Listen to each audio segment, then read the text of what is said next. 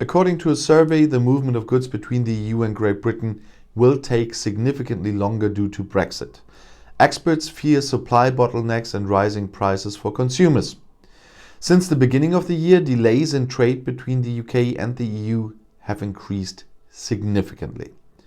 That comes from a survey by the Chartered Institute of Procurement and Supply, the CIPS, which was published on Wednesday. 350 supply chain managers in the UK were interviewed. 60% of them said that it now takes longer to move goods back and forth than in January. And many companies have been complaining for a longer time about the fact that the movement of goods between the island and the continent has been jerky since the new trade agreement came into force.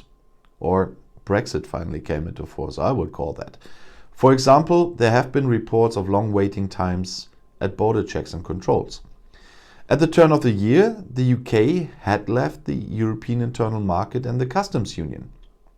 And it is true that both sides have agreed in principle on a duty-free trade in their laboriously agreed pact. Nevertheless, a number of new controls and formalities are necessary at the borders, which is a massive burden for many traders. 63% of respondents complained of at least 2 to 3 days delay in transporting goods from the continent to Great Britain. In January, only 38% said that. The situation is only slightly better for exports from Great Britain. 44% said they had to accept 2 to 3 days longer delivery times. In the opinion of almost half of the supply chain managers, longer processing times by customs officers at the border are the most important factor. We are now well into the second month of the new agreements, and the hope that delays at the border will diminish when freight volumes return to normal and customs systems are adjusted to the new processes has not come true, said CIPS chief economist John Glenn, who fears the situation could even worsen if the UK transition expires and further imports declarations are made. The domino effects of these delays will seep through supply chains, eventually leading to inventory shortages and higher prices for consumers, warned Glenn. The UK, meanwhile, is calling on the EU to ease imports. The country sees the domestic economy damaged by import bans on certain seafood. I said that in my last video.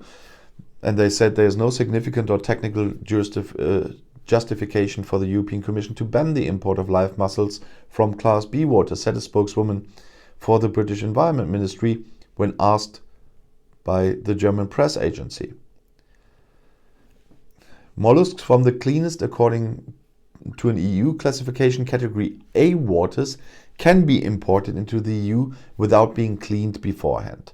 The import of certain shellfish, such as Class B from Great Britain among others, is prohibited. The reason is that after leaving the EU, food standards and monitoring could deviate, and this seafood is particularly sensitive to health. And most British waters belong to Class B. This is already affecting companies and damaging markets on both sides of the channel, said the British ministry spokeswoman. A solution to this problem is urgently needed from the point of view of the British, and the Commission has been invited to meet. And according to a report by The Telegraph, possible restrictions on the import of EU products to Great Britain are already being discussed in British government circles as a reaction.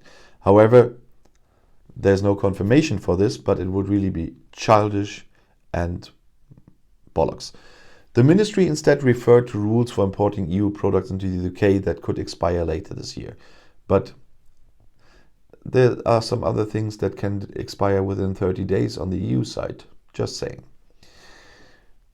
Together with the United Kingdom, we will see where there is still room for the improvement in the applications of the trade agreement, said the German European Minister of State Michael Roth on Tuesday on the sidelines of a video link with EU counterparts.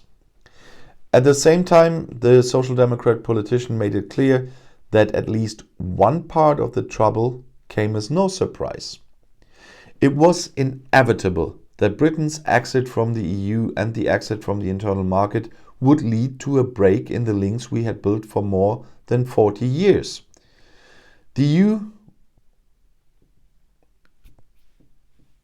accused Britain of poor implementation of these agreements. And EU Commission Vice President Maros Šefčovič criticized the fact that agreements to control the movement of goods between Northern Ireland and the other parts of the UK were not being complied with.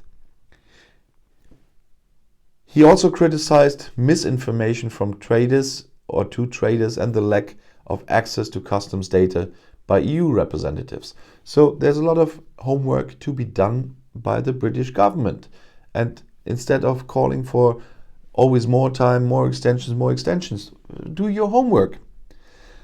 And if you want to stay informed, please subscribe to my channel and to my other channels. I'll see you in my next video. Auf Wiedersehen.